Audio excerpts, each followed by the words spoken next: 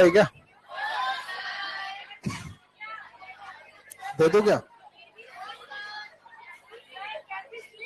क्या? अरे बैठो ना यार, आपकी मतलब जगह है, आराम से बैठो आप लोग। चलिए तो शुरू करते हैं, फिर शुरू करें। चलिए तो देखो, पिछली क्लास में हम लोगों ने क्या क्या पढ़ लिया था, अब ध्यान से सुने आप लोग। अब बातें बातें नहीं करनी है, पूरा फोकस पूरा अटेंशन आपका बोर्ड की तरफ होना चाहिए। देखो पिछली क्लास में हमने 3 तरह के सर्किट पर बात करी थी, प्योर आर, प्योर एल और प्योर सी। याद है आपको? अच्छा देखो, अब पूरा डिटेल में अपन, अच्छा वो नोट नहीं लिखा है तेरा मैंने? ठीक है, वो नोट के लिए आपने खाली दो दो जगह, हाँ, दो दो लाइन 2 बार खाली जगह छोड़ी थी आपने ना, तो वो लिखवा देता हूं मैं आपको। लिख लो। पहले तो प्योर एल वाले में लिख लेंगे आप लोग। प्योर एल, उसमें लिखेंगे आप, बोलो, लिखो। अच्छा, आपने नोट में फर्स्ट पॉइंट लिखा था कि for DC f equal to 0, तो एक्सएल इक्वल टू 0, और एक्सएल इक्वल टू 0 का मतलब बेसिकली एक्सएल बताता क्या है? करंट फ्लो में रुकावट को, इंडक्टर की करंट फ्लो में रुकावट का एक्सएल बताता है। तो डीसी के लिए फ्रीक्वेंसी नहीं होती है, बट जो चीज नहीं होती है वो 0 होती है ना भाई। फ्रीक्वेंसी किसके लिए होती है? एसी के लिए। तो एसी में फ्रीक्वेंसी है तो जो फ्रीक्वेंसी होगी लिख देंगे, और डीसी में फ्रीक्वेंसी नहीं है तो क्या 0 लिख देंगे? तो डीसी की फ्रीक्वेंसी कितनी लेंगे? 0। और 0 फ्रीक्वेंसी पर एक्सएल कितना? 0। और अगर एक्सएल 0 तो फिर रुकावट होगी नहीं डीसी के लिए। तो बताओ इंडक्टर किसको इजीली पास करेगा? डीसी को इजीली पास कर देगा, डीसी को इजीली पास करेगा, डीसी के लिए नो रुकावट। अच्छा, हायर फ्रीक्वेंसी सिग्नल के लिए क्या हाई पोजीशन होगा? Because XL proportional to f, higher the frequency higher the position, higher opposition है, हायर रेजिस्टेंस एक तरह से बोल सकते हो। बोलो क्लियर है ना? चलो तो ये बात लिखना चाहिए अपने को इसमें।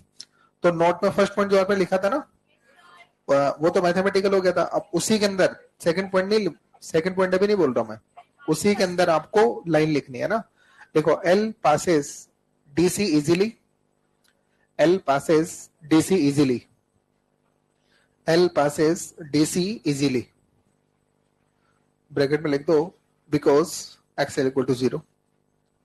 L passes DC easily, bracket में, because XL equal to 0,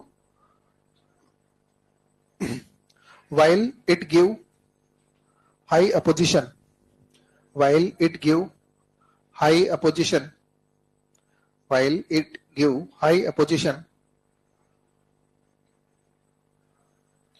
high opposition for AC of high frequency, while it give high opposition for AC, while it give high opposition for AC of high frequency। और ऐसा क्यों bracket में लिख दो? XL proportional to f, XL proportional to f. हो गया ना? चले, अब इसी में नोट में सेकंड पॉइंट जो है ना वो लिख दो आप, inductor is called low pass filter, inductor is called low pass filter because low pass filter, pass होने वाला पास है ना, PASS वाला pass. Inductor is called low pass filter because it allow low frequency signal to pass, because it allow low frequency signal to pass। हो गया? चलो अब capacitor में आ जाओ, प्योर कैपेसिटिव सर्किट में आ जाओ, है ना। उसमें भी मैंने जगह खाली छोड़ने को कहा था, ठीक है ना। तो क्या लिखेंगे आप उसमें? लिख दो तुम्हें जो समझ में आ रहा हो। अच्छा, कैपेसिटर डीसी को क्या करता है? पास करता है कि ब्लॉक कर देता है? डीसी को ब्लॉक कर देता है, और हायर फ्रीक्वेंसी सिग्नल को इजीली जाने देता है। तो हाई पास फिल्टर की लो पास फिल्टर। तो लिखे यहाँ पर ना, पहले तो वो जो मैथमेटिकल पॉइंट था ना वो तो नोट नंबर 1 था, उसमें लैंग्वेज लिख लें। C block DC, capacitor block DC, ऐसा लिख लो, सी ब्लॉक डीसी मतलब कैपेसिटर ब्लॉक डीसी, ब्रैकेट में लिख लो because X C equal to infinite, because X C equal to infinite. ठीक है, it provide easy path, it provide easy path for AC of high frequency, it provide easy path, it provide easy path for high frequency, अरे यार, it provide easy path for AC of high frequency, bracket में reason लिख दो इसका क्या है, XC proportional to 1 upon F, XC proportional to 1 upon F। ठीक है, नोट पर सेकंड पॉइंट लिख दो, capacitor is called high pass filter, capacitor is called high pass filter because, capacitor is called high pass filter because it allow, capacitor is called high pass filter because it allow high frequency signal to pass, because it allow high frequency signal to pass, it allow high frequency signal to pass। क्या हो गया, sure है आप लोग? चलो ठीक है, देखो अब ये तो वो बातें हैं जो अपनी पिछली क्लास में अधूरी रह गई थी, वो पूरी करी हमने, अब नई बात करना शुरू करें। अच्छा, सबसे पहले तो देखो जो पिछली क्लास में अपन ने वो 2-3 पेज भर के जो चीजें लिखी थी ना, इतना याद करने की जरूरत ही नहीं। पहली बात तो जो पिछली क्लास में चीजें अपन ने पढ़ी थी और समझी थी, मैं एक बार उनको समराइज कर देता हूँ। इधर देखना सब लोग, पूरा फोकस, पूरा टेंशन आपका इधर होना चाहिए। जो पिछली क्लास में अपन ने पढ़ा था और समझा था उसको समराइज करने जा रहा हूं मैं। देखो पिछली क्लास में अपन ने 3 तरह के एलिमेंट पर बात करी थी, एक रजिस्टर पर, एक इंडक्टर पर और एक कैपेसिटर पर। याद है आपको? चलो सबसे पहले तो बात रजिस्टर की करेंगे, फिर इंडक्टर की करेंगे, फिर कैपेसिटर की करेंगे। 3 तरह की बात यहां पर अपन ने करी थी, ठीक है। अच्छा देखो, मैंने आपको तीनों में करंट इक्वेशन दी थी, सॉरी वोल्टेज इक्वेशन दी थी। मैंने तीनों में वोल्टेज एज्यूम करा था V not sine omega t, और आपने तीनों में करंट की इक्वेशन डेराइव करी थी, केवीएल वगैरह लगाकर आपने तीनों में क्या डेराइव करी थी, करंट इक्वेशन। अच्छा, तो जब आपने करंट इक्वेशन उनकी जब लिखी थी तो उसके बाद आपने फेजर डायग्राम बनाया था। तो देखो ध्यान से सुनो, क्या कंक्लूजन था, ध्यान से सुनो। अच्छा, तीनों का करंट आपने हॉरिजॉन्टल दिखाया था, तीनों का करंट क्या दिखा दिया था, हॉरिजॉन्टल। तो तीनों ही करंट को आपने ऐसे हॉरिजॉन्टल करके दिखा दिया था। क्या ये बात समझ में आ रही है? अच्छा, अब इनके वोल्टेज का फेजर कितने बच्चों को याद है, किस किस तरह से बना था वोल्टेज का फेजर? अच्छा, बस ये बात याद रख लेना कि आर के अंदर वी और आई सेम फेज में, वी और आई साथ साथ होते हैं। एल के अंदर वी पाई बाई 2 आगे होता है और सी में वी पाई बाई 2 पीछे होता है। अगर ये बात आपको याद है तो बड़े आराम से आप इनका फेजर डायग्राम बना सकते हैं। क्या ये बात याद है सबको? कितने बच्चों को याद है बात? यस। तो देखो सबसे पहले तो अगर मैं आर का फेजर डायग्राम अगर बनाना चाहूं तो बहुत आराम से बना सकता हूं। बोलो, आर के अंदर वी और आई दोनों साथ साथ। अच्छा, एल के अंदर वी पाई बाई 2 आगे और सी के अंदर वी पाई बाई 2 पीछे। क्या ये फेजर डायग्राम हो गया ना? चले, अच्छा उसके बाद देखो ध्यान से सुनना, मैंने आपको बताया था, देखो कोई भी सर्किट है, अगर आप किसी भी सर्किट में अगर वी और आई का रेशियो लेंगे ना तो आपको उस सर्किट की रुकावट मिलती है। वी और आई का रेशियो लेंगे तो क्या मिलेगी? रुकावट। सबसे पहले आपने प्योर आर पढ़ा था। अच्छा, प्योर आर में अगर आपको याद है तो V not upon I not क्या था? आर। तो ये रजिस्टर की रुकावट है। अच्छा, इंडक्टर सर्किट में V not upon I not क्या था? Omega L. ये इंडक्टर की रुकावट है। अच्छा, और कैपेसिटर में V not upon I not क्या था? 1 अपॉन ओमेगा सी। ये कैपेसिटर की रुकावट है। तो देखो, तो किसी भी सर्किट की रुकावट अगर आपको जाननी है तो आप उस सर्किट में वी और आई का रेशियो ले लो, उस सर्किट की रुकावट मिल जाएगी। तो देखो ये रजिस्टर की रुकावट है जिसको अपन बोलते थे रेजिस्टेंस। ये इंडक्टर की रुकावट है, इसको बोलते हैं, नहीं बोलते नालायक को, इंडक्टेंस नहीं होता है, ये इंडक्टिव रिएक्टेंस होता है। रजिस्टर की रुकावट, अरे आपने इंडक्टेंस बोला ना, इंडक्टिव रिएक्टेंस होता है। कुछ ने इंडक्टेंस बोला, कुछ ने हो सकता है इंडक्टिव रिएक्टेंस भी बोला, लेकिन मैंने जिसका सुना उसने इंडक्टेंस बोला, इसलिए मैंने बोला आपसे। ठीक है, ध्यान से सुने आप लोग। तो रजिस्टर है उसकी रुकावट को क्या लिखते हैं? आर। इंडक्टर की रुकावट को इंडक्टेंस नहीं लिखते, इंडक्टिव की रुकावट को बोलते हैं इंडक्टिव रिएक्टेंस, ओमेगा एल होती है ये। एल इंडक्टर की रुकावट है क्या? नहीं है, ओमेगा एल इंडक्टर की रुकावट है और उसको बोलते हैं इंडक्टिव रिएक्टेंस, एक्सेल से लिखते हैं इसको। कैपेसिटी की रुकावट को कैपेसिटेंस नहीं बोलते, सी नहीं बोलते, कैपेसिटी की रुकावट 1 अपॉन ओमेगा सी क्या होती है, और 1 अपॉन ओमेगा सी को बोलते हैं अपन कैपेसिटिव रिएक्टेंस। तो देखो हर एलिमेंट की अपनी अपनी रुकावट है, रजिस्टर की रुकावट रेजिस्टेंस, कैपेसिटिव की रुकावट कैपेसिटिव रिएक्टेंस, इंडक्टिव की रुकावट इंडक्टिव रिएक्टेंस। बोलो बात समझ में आ रही है? और तीनों के अपने अपने फॉर्मूला लिखी थी, ये बात समझ में आ गई? चलो ठीक है, यहां तक अपने बारे में बात हो गई थी। अब ध्यान से सुनो ध्यान से सुन लेना आप लोग। अगर मान लीजिए मैं अगर आपसे बोलता हूं कि देखो मैंने क्या करा कि आर में, एल में और सी में मैंने तीनों में एक वोल्टेज लगा दिया V not sine omega t. मैंने एक बार ये वोल्टेज आर पर अप्लाई करा, एक बार एल के साथ अप्लाई करा और एक बार सी के साथ ये वोल्टेज मैंने अप्लाई कर दी। बोलो क्लियर है? अच्छा मुझे तीनों में करंट इक्वेशन लिखनी है। तीनों में क्या लिखनी है? क्या लिख सकते हैं क्या? कौन कौन करंट इक्वेशन लिख सकता है तीनों में? अच्छा करंट इक्वेशन लिखते समय बस एक बात दिमाग में रखना कि आर के अंदर आई और वी दोनों सेम फेज में होता है। बोलो क्लियर है? और जब इक्वेशन लिखोगे तो सबसे पहले क्या आएगी? Peak value. तो करंट की पीक वैल्यू क्या आ जाएगी? आई नॉट। बोलो क्या आ जाएगा? Sign omega T. क्लियर है? इसमें बोलो आई बराबर आई नॉट। अच्छा बोलो voltage pi by two lead कर रहा है, that means current pi by two lag कर रहा है।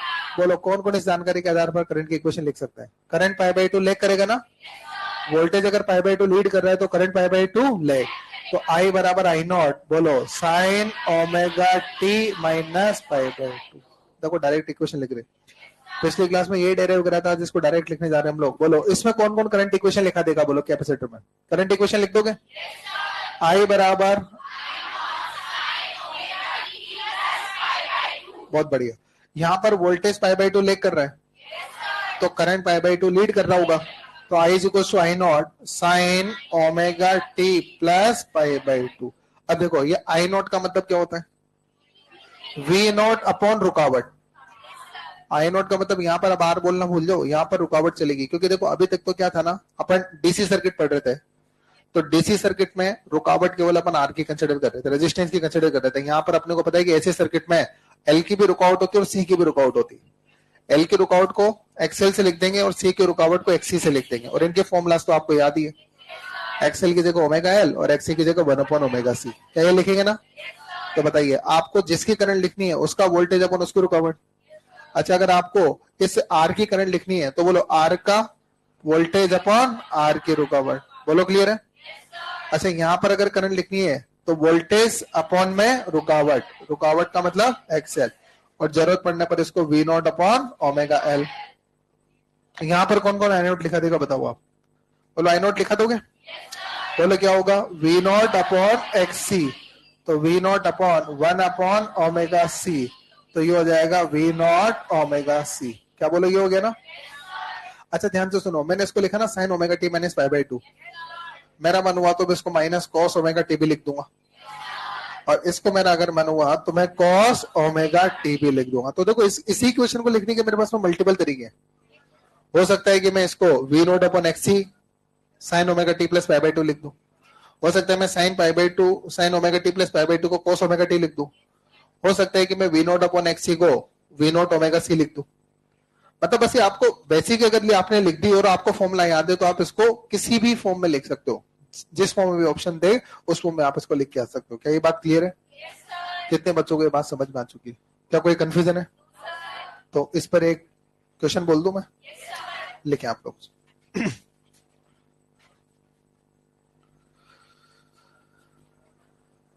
हाँ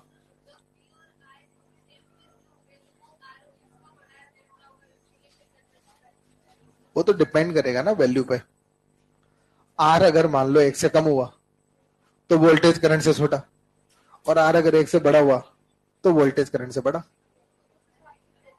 हाँ हाँ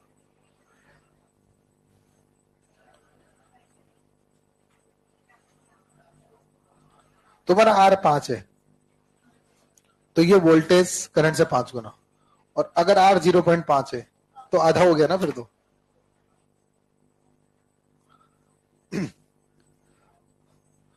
चलिए एक क्वेश्चन बोलता हूं, लिखिएगा। तैयार है सब लोग? लिखो N AC current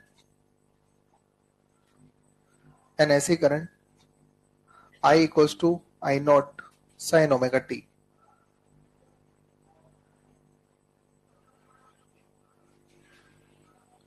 And AC current I equals to I naught sin omega t is flowing through अच्छा, इसमें ना दो बार अपने को चीजें फाइंड करनी है। तो फ्लोइंग थ्रू, इसमें फर्स्ट लिखे इंडक्टर ब्रैकेट में L और दूसरा लिखे कैपेसिटर ब्रैकेट में C। ऐसे current I equal to I not sine omega t is flowing through, first लिखे बेटा इसमें इंडक्टर ब्रैकेट में L और दूसरा लिखे कैपेसिटर ब्रैकेट में C। ठीक है ना? इसमें लिखेंगे राइट डाउन वोल्टेज इक्वेशन,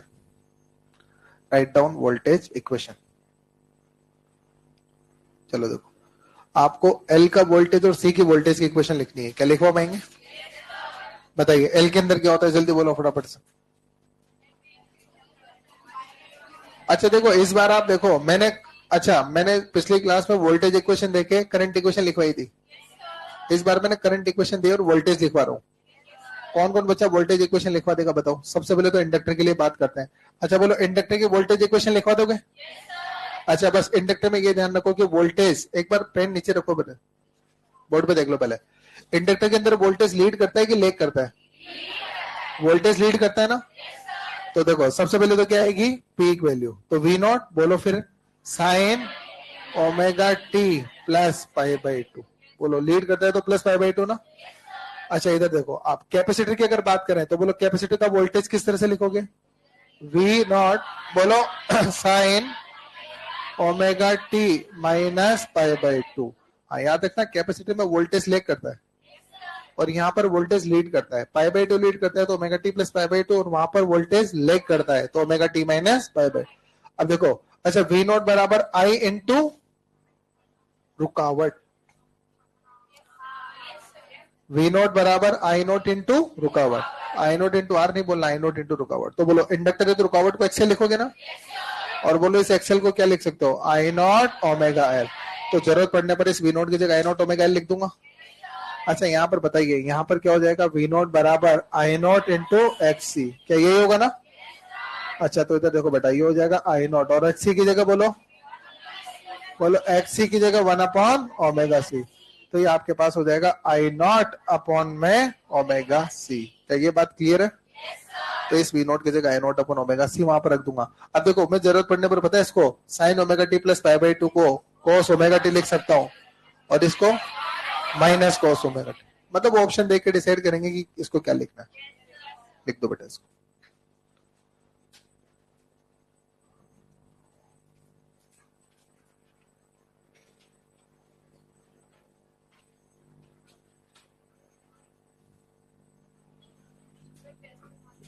पूरा आएगा इस बार एग्जैक्ट, और वाकई में पूरा दे रहा हूँ इस बार तो मैं।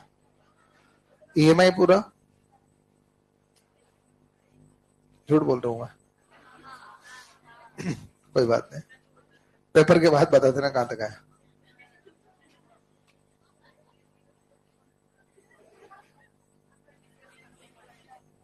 क्या पेपर डिस्कस कर दूं? इतना भी कष्ट क्यों कर रहे हैं? मैं आंसर की दे देता हूं। मैं आंसर की मतलब आंसर की याद करा देता हूँ ना भाई, इसमें इतना, इसमें इतना, इसमें इतना, वही करते थे ना। फिर पेपर डिस्कशन से भी क्यों, उसमें दिमाग लगाना पड़ेगा आपको।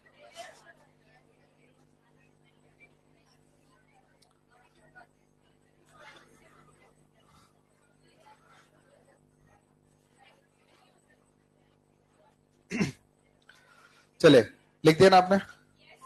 बहुत बढ़िया। अगला सवाल लिखें। एसी वोल्टेज, लिखो AC voltage V equals to, AC voltage V equals to 20 sine 100 pi t. AC voltage V equals to 20 sine 100 pi t V equals to 20 sine, लिख दो बोर्ड से ना, 20 साइन 100 पाई टी, लिख दिया।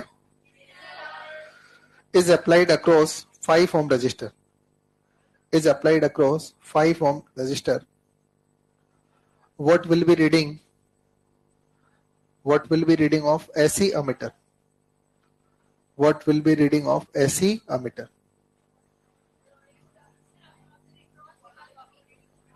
Across 5 ohm resistor.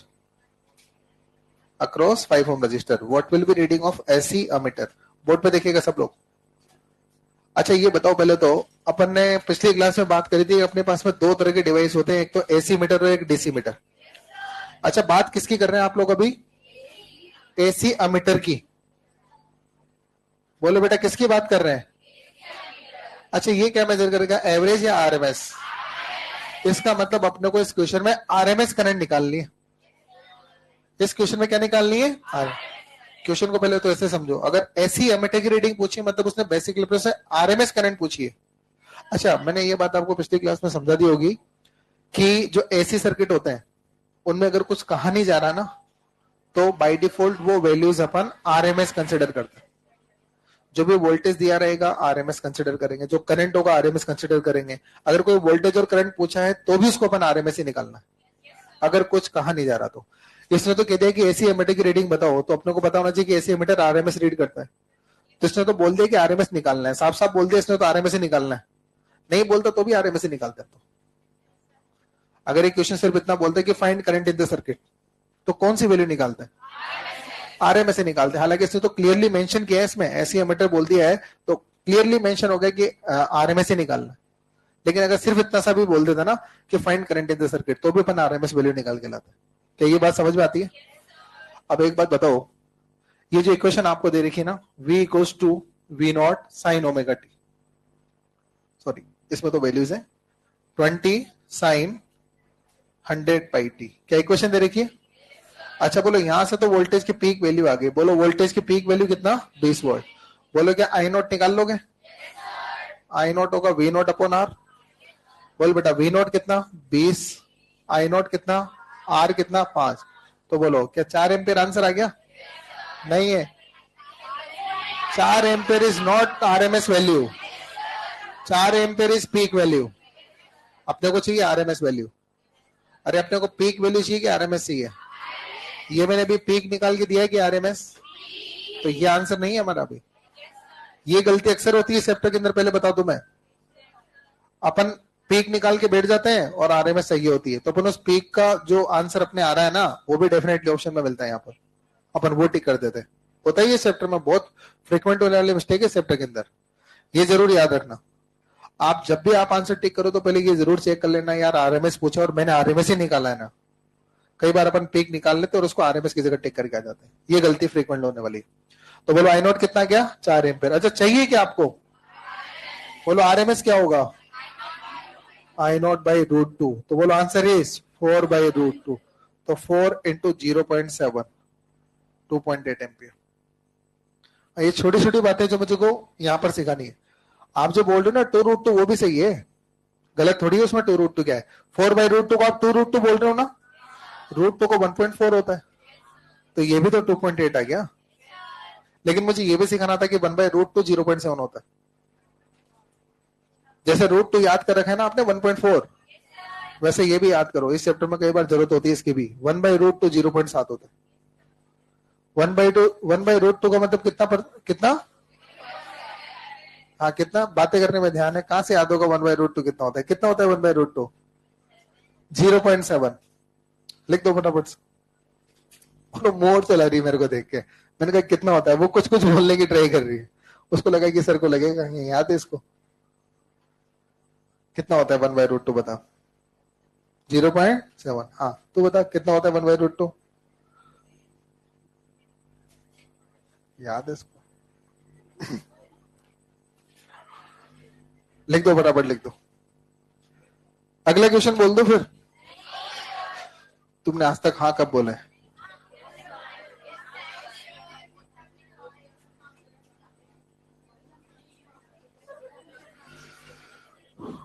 देखो a capacitor, नहीं रुक रहा, a capacitor C equal to 1/पाई माइक्रोफेरेड, ब्रैकेट में लिख देना ये तो, a capacitor C equal to 1/पाई microfarad, capacitor C equals to 1/pi microfarad is connected to, capacitor C equals to 1/pi microfarad is connected to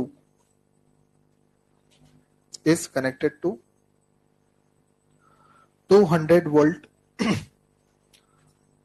200 volt comma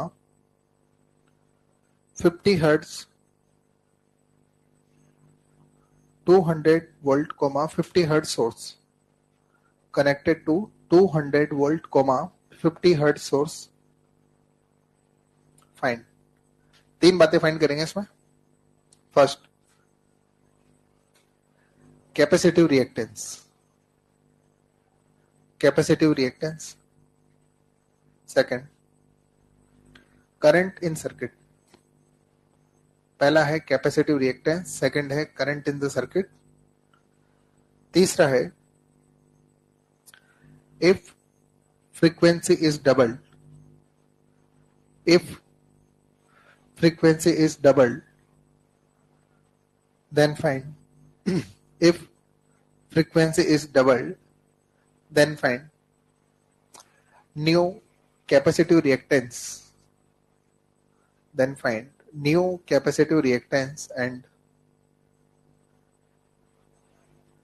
current, new capacitive reactance and current. Board पे देखना है, नहीं करना है आपको. चलो बेटा बोर्ड पे देखेंगे सब लोग.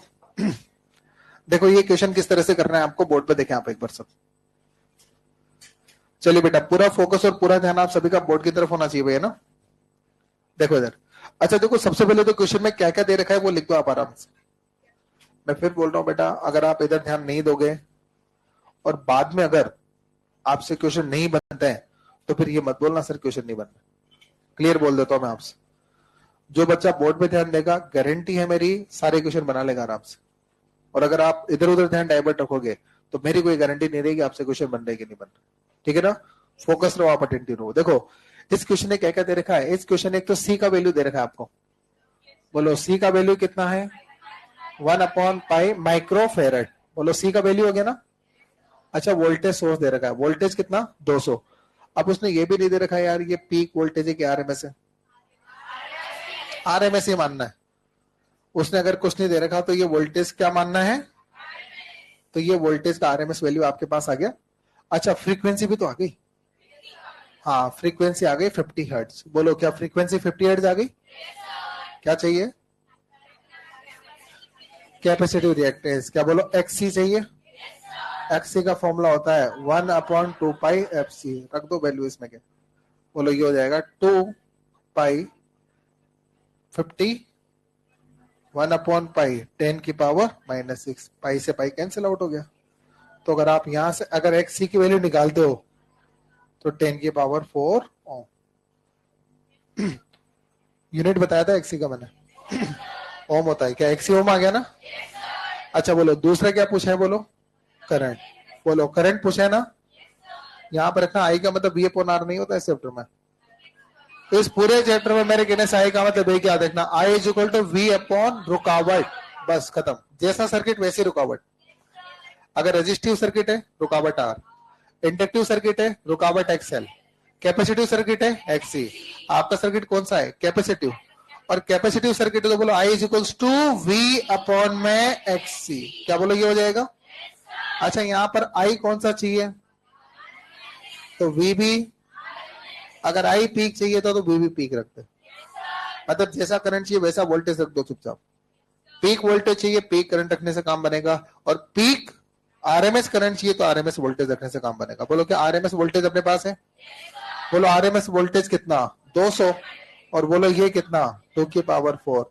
तो ये आपके पास आएगा 2 × 10 की पावर -2, तो 20 मिली एम्पियर आंसर. तो करंट इज 20 मिली एम्पियर. क्या हो गई बात. अच्छा बोलो तीसरा सवाल क्या है, फ्रीक्वेंसी इज डबल. क्या फ्रीक्वेंसी डबल हो रही है? अब बताइए, जो XC होता है वो प्रोपोर्शनल टू होता है 1/f के। XC प्रोपोर्शनल क्या होता है? 1/f के।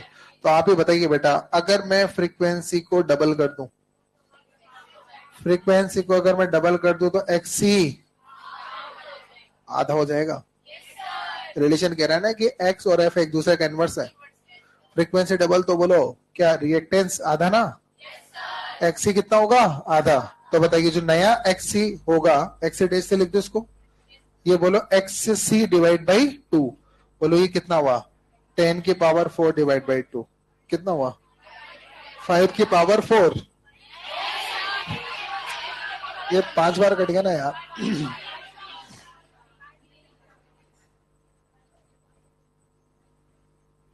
ठीक है, आंसर इज 5000। अरे पहले 10,000 था तो 5,000 हो गया ना। 10 की पावर 4 का मतलब 10,000 होता है, आधा करोगे तो 5,000। इसमें क्या दिमाग लगाना। अच्छा, करंट की बात करेंगे। बोलो करंट की बात करें। बोलो नया करंट चाहिए आपको, तो आज नया वोल्टेज, वोल्टेज तो नया क्या वही रहेगा। हाँ, ये XC नया लोगे बस आप, नया वोल्टेज तो वही रहेगा, बस XC बदला है तो करंट बदला है ना। बोलो वोल्टेज तो आज भी कितना है? 200। और ये आपका क्या हो गया? 5 इंटू 10 की पावर 3। बोलो कितना हो गया? 40 मिली एम्पियर। क्या 40 मिली एम्पियर हो गया ना? लिख दो फटाफट से। अरे सिंपल है कि नहीं है? कर लोगे आराम से। मैथमेटिक्स अच्छी होनी चाहिए चैप्टर में। जब इस आप ये देखो, इस चैप्टर की शुरुआत 2 क्लास मैथमेटिक्स पढ़ेगी मैंने आपको, इस चैप्टर की फिजिक्स बिल्कुल। अब एक बात बताओ, पिछली क्लास में तो अपन ने RLC पढ़ा, पूरे डेरिवेशन वगैरह करा है। आपको लग रहा है कि RLC के कॉन्सेप्ट जानने के लिए अपने को नोट्स दोबारा पढ़ने की जरूरत है? अगर आपने ध्यान से सुन लिया भाई, 2-3 बातें हैं वही तो इंपॉर्टेंट है। एक तो फेज डिफरेंस, R में V और I साथ साथ, L में V π/2 आगे और C में V π/2 पीछे। बन गया फेजर डायग्राम। अगर ये बात आप याद कर रहे हो, अगर ये बात आपको याद है, तो आप यहां से I की इक्वेशन देने पर V की इक्वेशन लिख सकते हो और V इक्वेशन देने पर आप I की इक्वेशन लिख सकते हो। और दूसरी बात ये याद रख लेना, V और I का रेशियो रुकावट होगा। प्योर रेजिस्टिव की रुकावट R, प्योर इंडक्टिव की रुकावट XL जिसका फॉर्मूला ओमेगा L, और प्योर कैपेसिटिव की रुकावट XC, फॉर्मूला इज 1/ओमेगा C। इतना सही तो बस कर सकते हैं ना आप। ठीक है, लिख दिए ये। हाँ तो कभी सुनने के,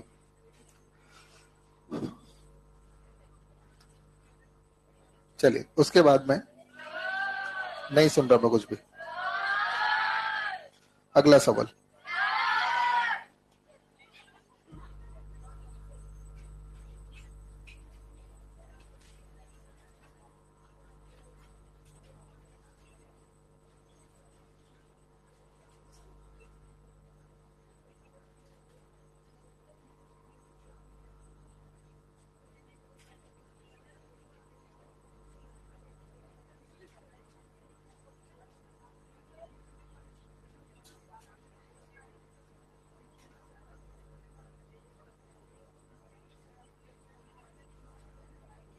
देखिएगा।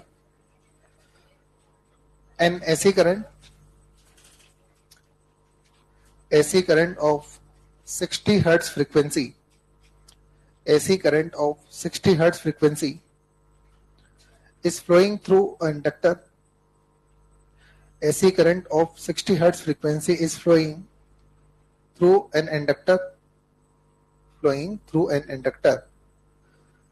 इंडक्टर का वैल्यू डाल दे ब्रैकेट में, 1 मिली हेनरी। इंडक्टर का वैल्यू कितना है? 1 मिली हेनरी। हो गया। तो AC current of frequency 60 hertz is flowing through inductor, bracket में L equal to 1 milli henry, and voltage drop is 0.6 volt. Voltage drop is 0.6 volt. Voltage drop 0.6 volt. हो गया? Find क्या find करना चाह रहे हो?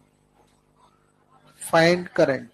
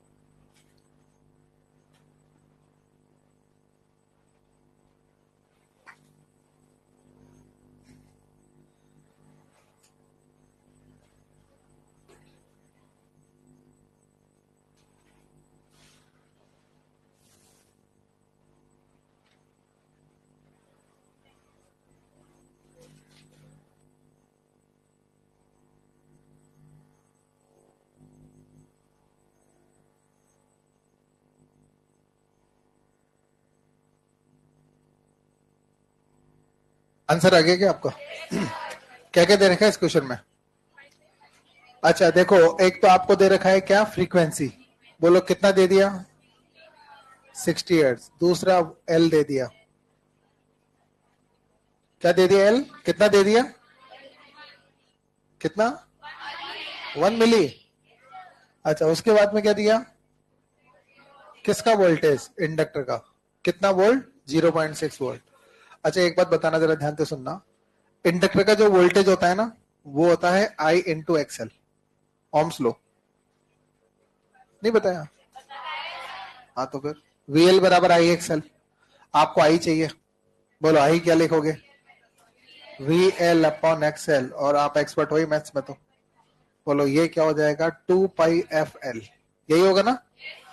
अच्छा इंडक्टर का वोल्टेज कितना लेंगे, 0.6, 2 पाई एफ की जगह 60 और एल की जगह 1 इंटू 10 की पावर -3, जो करना है कर लो। I is equals to 5 upon में पाई एम्पियर, वो आप देख लो अपने हिसाब से कैसा है। I equal to 5 upon pi ampere, क्या आंसर आ चुका है? लिख दो।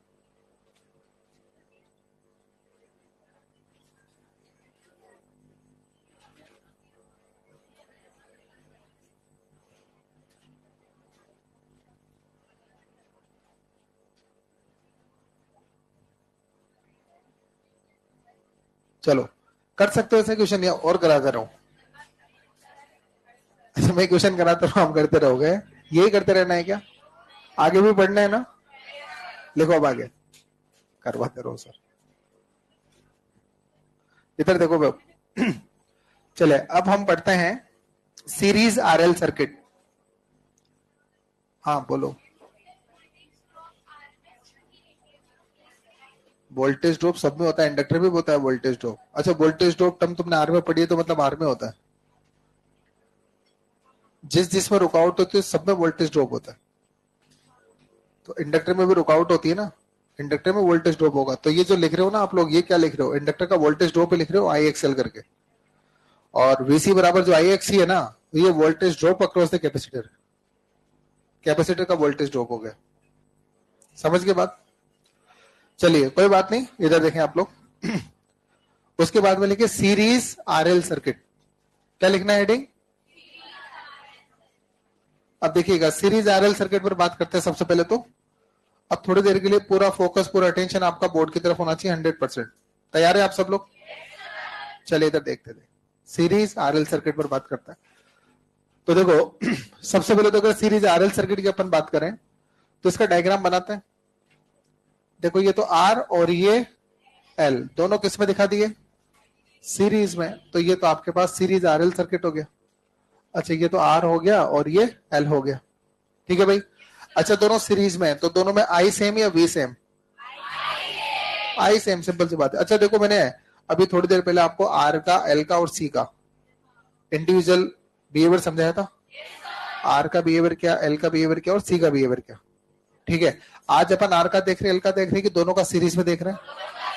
तो आर और एल दोनों जब सीरीज में कनेक्टेड होते हैं तो क्या बिहेवियर होता है साथ में, ये देखने जा रहे हैं। अकेले आर का पता है कि आर के अंदर तो वी और आई दोनों सेम फेज में रहेंगे। एल का भी पता है कि वी और आई π/2 फेज डिफरेंस रहेगा और वी आई को लीड करेगा, याद है आपको? अच्छा आर भी क्या करता है, रुकावट करता है। रजिस्टर की रुकावट को आर से लिखते हैं, इंडक्टर भी रुकावट करता है और इंडक्टर की रुकावट को अपन एक्स एल से लिखते हैं, याद है आपको? चलो तो ये सारी बातें अपने को पता है, अब ध्यान से सुनना और समझना, ठीक है। अब अपने को दोनों को कंबाइन करके पढ़ना है, मतलब आर और एल दोनों जब साथ में सीरीज में हो तो किस तरह का बिहेवियर यहाँ पर रहने वाला है सर्किट में, वो चीज अपन यहाँ पर देखने वाला है। क्लियर है?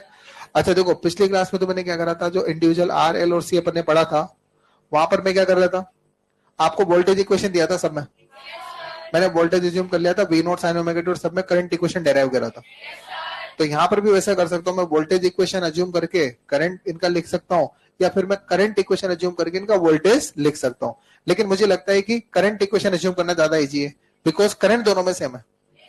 तो मैं एक काम करता हूँ, मैं मान लेता हूँ कि इस सर्किट में जो करंट है वो करंट इक्वेशन है आई नॉट साइन ओमेगा टी।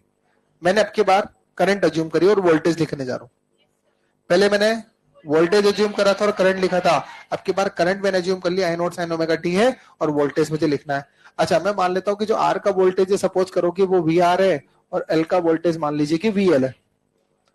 आपने यहां से वोल्टेज, आपने जो वोल्टेज लगाया उसका कुछ पार्ट तो आर पर है और कुछ पार्ट एल पर है।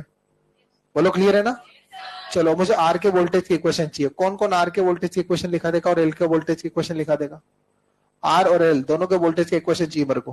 क्या लिखवा दोगे? बोलो, बस दिमाग में इतना सा रखना है कि आर के अंदर वी और आई दोनों सेम फेज में, और एल के लिए क्या ध्यान रखना है, V pi by two lead करेगा। बोलो भाई, आर के अंदर तो वी और आई दोनों सेम फेज में और एल के अंदर V pi by two lead करेगा। और जब इक्वेशन लिखते हो सबसे पहले पीक वैल्यू आती है। बोलो, आर के वोल्टेज की peak value I not into R, ये आई के करंट की, ये आर के करंट का पीक वैल्यू, आर के वोल्टेज का पीक वैल्यू हो गया ना, तो पीक वैल्यू होगा आई नॉट इंटू आर। अच्छा यहाँ पर भी सबसे पहले पीक वैल्यू आएगी, इसकी peak value I not into omega L, सबसे पहले पीक वैल्यू, करंट का पीक वैल्यू आएगा ना सबसे पहले I not into R. I not into रुकावट, इसमें रुकावट आर है तो आर आ जाएगी, इसमें रुकावट एक्सएल है तो एक्सएल को ओमेगा एल लिख देंगे। बोलो आगे क्या आएगा इसमें, साइन ओमेगा टी, इसमें क्या आएगा, sign omega t plus pi by to. ये कितने बच्चों को इक्वेशन समझ में आएगी बताओ पहले तो, कितनों को नहीं समझ में आई ये बताओ मेरे को। नहीं समझ में आया तो बोलो मैं समझा सकता हूँ दोबारा पे। इक्वेशन लिख सकते हैं ना? ये जरूरत पड़ेगी इक्वेशन लिखने की आगे भी, इसलिए मैं बोल रहा हूँ आपसे, अगर नहीं समझ में आए तो दोबारा पूछ सकते हैं, मैं दोबारा समझा दूंगा। अभी आगे बढ़ जाऊं फिर मैं, पक्का? चलो तो ये वोल्टेज और करंट की मैंने यहाँ पर पीक वैल्यू लिख दी, मतलब ये इक्वेशन लिख दी। अच्छा बता बेटा, ये आई नोट आर किसको बता रहा है? आई नोट आर किसका पीक वैल्यू? अरे क्या वी आर का पीक वैल्यू बता रहा है? तो ये वी आर का क्या बता रहा है, पीक वैल्यू। श्योर है? तो इसको मैं लिख रहा हूं वी ओ आर, ये ऊपर आर नहीं है, ये वाला नहीं है, ये वाला। तुम गलत मत कर देना इसको,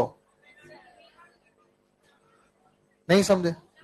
अरे सिंबल दिया यार, अपना नाम लगा के सिंबल दे दो नीचे, आप अपना नाम लिख दो, उसमें क्या बात है नीचे, ठीक है? मतलब आर के वोल्टेज का पीक वैल्यू है ना, तो I naught R is the peak voltage of resistor. बोलो क्लियर है?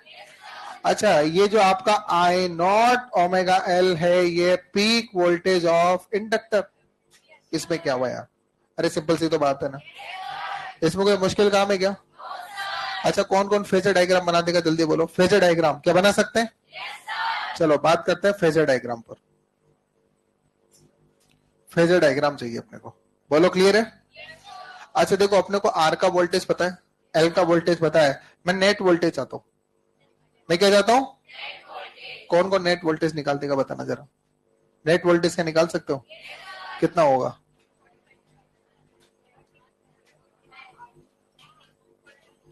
चलो कोई बात नहीं, पहले तो आप एक छोटी सी बात सीख लो इधर, छोटी सी बात मैं इधर सिखा देता हूं आपको, पूरा ध्यान पूरा फोकस इधर रखना।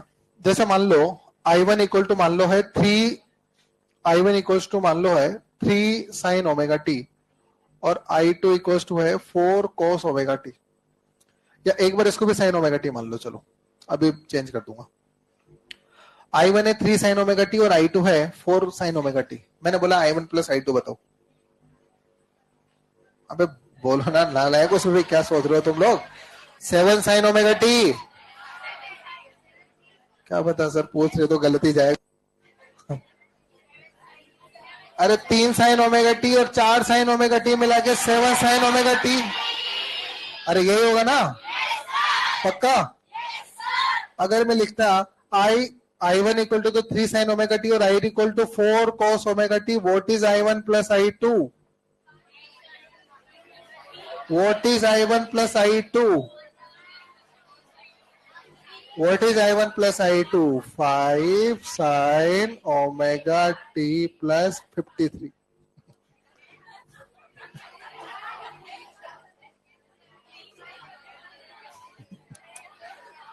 बस यही सिखा रहा, मैं सिखा रहा हूँ, चिंता मत करो, मैं सिखा देता हूँ, मैं सिखा देता हूँ, चिंता मत करो, मैं सिखा देता हूँ आपको।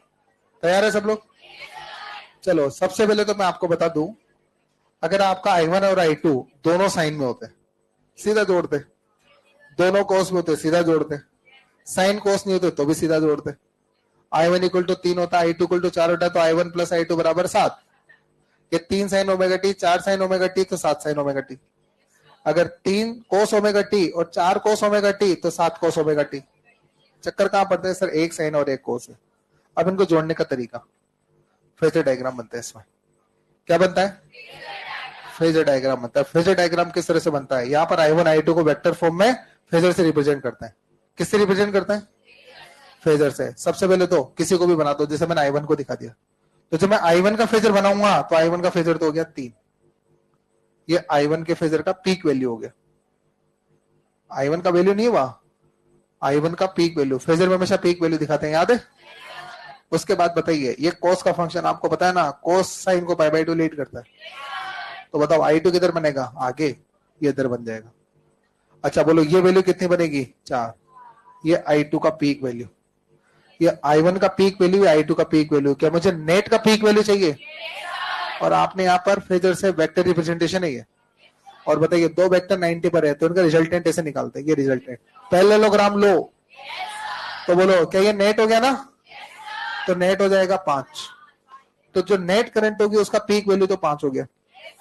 अच्छा, और देखो, ये इस I1 से मान लो 5 लीड कर रही, नेट करंट I1 से कितना लीड कर रही है? 5। अब ये 5 निकालना है। क्या ये 3 है और ये 4 है? तो 10 5 बराबर 4/3 और 5 बराबर 53। तो पूरी जानकारी मिल गई अपने को।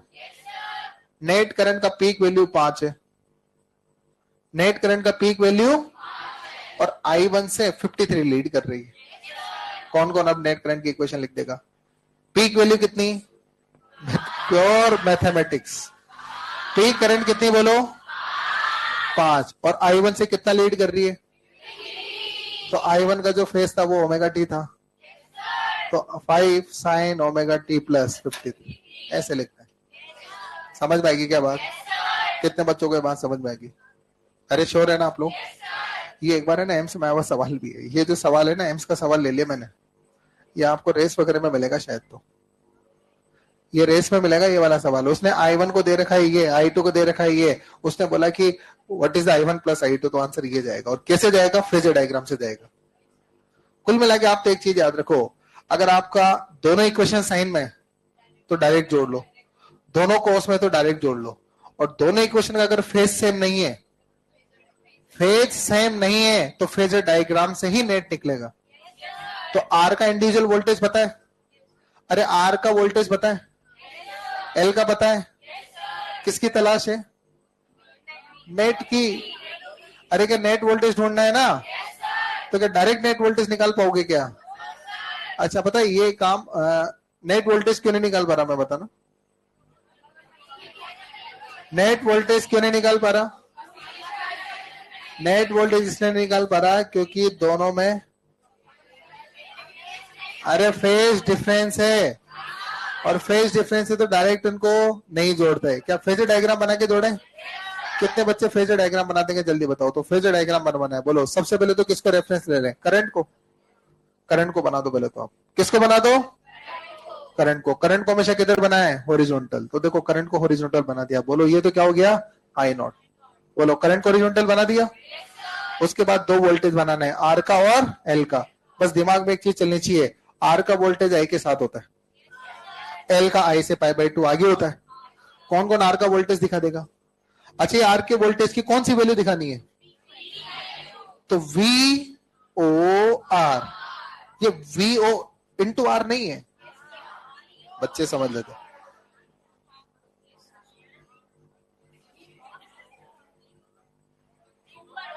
हाँ ये वाला लिखा है मैंने, ये वाला नहीं लिखा, ये दिमाग में रखना, ठीक है ना? तो ये वी ओ आर मतलब आर के वोल्टेज का पीक वैल्यू। अच्छा एल का वोल्टेज का पीक वैल्यू किधर होगा? पाई बाई 2 आगे। क्या बोलो ऐसा बनेगा ना?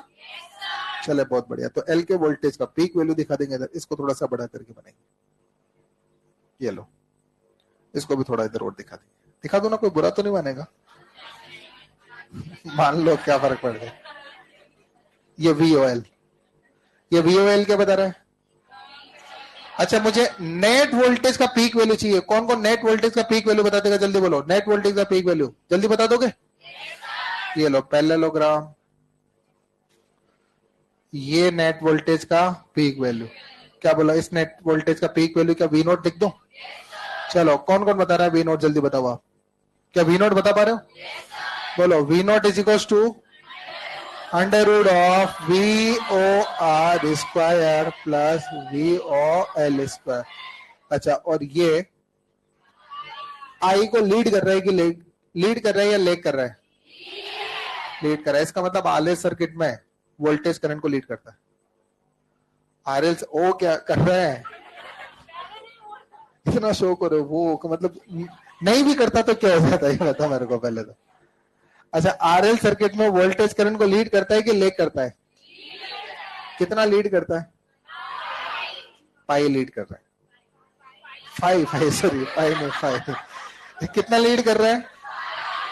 अच्छा, this 5 can be 0 not 90 between 0 to 90। इसका मतलब RL सर्किट के अंदर वोल्टेज करंट को लीड करता है। अच्छा, ये 90 लीड नहीं करता, 90 लीड तो L में करता है ना? तो ये एंगल 90 से तो कम ही होगा। दिस कैन बी 60, 45, 30, डेटा पर डिपेंड करेगा। अरे समझ गए ना? तो यहां पर V इज लीडिंग I। तो बोलो, वोल्टेज लीड कर रहा है कि लेग कर रहा है? तो यहां पर मैं लिख सकता हूं कि V इज लीडिंग, तो वोल्टेज लीड कर रहा है, तो V is leading, voltage lead कर रहा है। क्या ये बात क्लियर हो गई सभी को? यार मेरे पास ना यहाँ जगह नहीं थी, मैं लिखना तो यहाँ चाह रहा था इसको। किसको? इस V O को, V0। तो बोलो V0 क्या है? जल्दी बोलो। VO R का स्क्वायर प्लस VOL का स्क्वायर। क्या ये बात समझ में आ गई? अच्छा, यहां पर बताओ, V इज लीडिंग और लेगिंग? V इज लीडिंग और lagging? V is leading I। तो V इज लीडिंग I। अच्छा, एक और बात ध्यान से सुनना। अच्छा बताओ, ध्यान से सुनना। देखो, ये एक ट्राइंगल बन गया यहाँ पर। एक ट्राइंगल, इस ट्राइंगल को देखो ध्यान से। इस ट्राइंगल की ये साइड किसको बता रही है? R का वोल्टेज। ये साइड किसको बता रही है? L का वोल्टेज। और ये साइड नेट वोल्टेज। तो इस ट्राइंगल के तीनों साइड वोल्टेज को रिप्रेजेंट करती है। That's why this triangle is known as voltage triangle. क्या बोल रहे हैं इसको? वोल्टेज ट्राइंगल क्यों बोलते हैं? तीनों साइड इसके वोल्टेज को बता रही है। क्या बोलो, बात समझ में आ रही है? चलो इधर देखो, आप लोग इधर देखो। देखो, ये साइड तो बता रही है VOR को, और भी थोड़ा जूम करके देखते हैं। VOR को। ये किसको बता रही है? VOL को। और ये किसको बता रही है? VO को। क्या नेट वोल्टेज को? अच्छा, आप ध्यान से सुन लेना, एक नई टर्म इंट्रोड्यूस कर रहा हूं यहां पर मैं। अच्छा देखो, अगर आपके सर्किट में केवल रजिस्टर है तो उसकी रुकावट को अपन R से लिखते हैं। अगर आपके सर्किट में अगर इंडक्टर है तो रुकावट को अपन XL लिखते हैं। और अगर आपके सर्किट में अगर कैपेसिटर है तो रुकावट को। अच्छा, R केवल रजिस्टर की रुकावट है, ये केवल इंडक्टर की रुकावट है, और ये केवल कैपेसिटर की रुकावट है। अगर मान लीजिए आपके सर्किट में R और L दोनों, तो R की भी रुकावट है और L की भी रुकावट है। क्या दोनों की रुकावट है? तो जो दोनों की रुकावट का जो नेट रुकावट आएगी ना, उसको बोलते हैं इम्पीडेंस। क्या बोलते हैं? तो नई टर्म आ गई आपके पास, इम्पीडेंस। तो इम्पीडेंस का मतलब, इम्पीडेंस को जेड से दिखाते हैं। किससे दिखाते हैं? तो इम्पीडेंस का मतलब होता है किसी भी सर्किट की टोटल रुकावट। किसी भी सर्किट की। आर मतलब रजिस्टर की रुकावट, एक्सएल मतलब इंडक्टर की रुकावट, और एक्ससी मतलब कैपेसिटर की रुकावट, और जेड मतलब किसी सर्किट की टोटल रुकावट। तो जब भी इंपेडेंस पूछा जा रहा है तो वो आर की रुकावट पूछ रहे, एल की पूछ रहे, सी की पूछ रहे, कि पूरे सर्किट की पूछ रहे। पूरे सर्किट की रुकावट इंपेडेंस कहलाती है। कितने बच्चों को बात समझ में आएगी? तो जेड डिनोट्स पूरे सर्किट की रुकावट, आर डिनोट रजिस्टर की रुकावट, एक्सएल डिनोट, अच्छा मिक्स करके बोल रहा हूं इसलिए, एक्सएल डिनोट्स इंडक्टर की रुकावट। आज तुम लोगों की हो क्या रहा है भाई? मैं तो नॉर्मल पढ़ा रहा हूँ जैसे रोज पढ़ाता हूँ।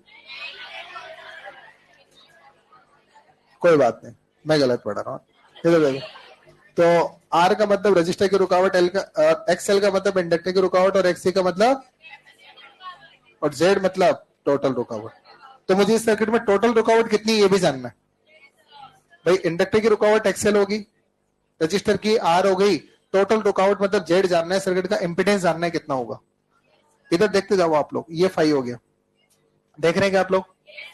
अच्छा बताओ वो वी ओ आर को क्या लिख सकते हैं? वी बराबर आई इंटू रुकावट, तो बोलो वी ओ आर बराबर हो जाएगा I not into R, V O L बराबर I not into L, L L L XL. अच्छा वी नॉट बराबर आई नॉट इंटू भलाई को, इधर देखो भाई, इधर देखो, तुम्हारा क्या ध्यान मान नहीं है क्या आज?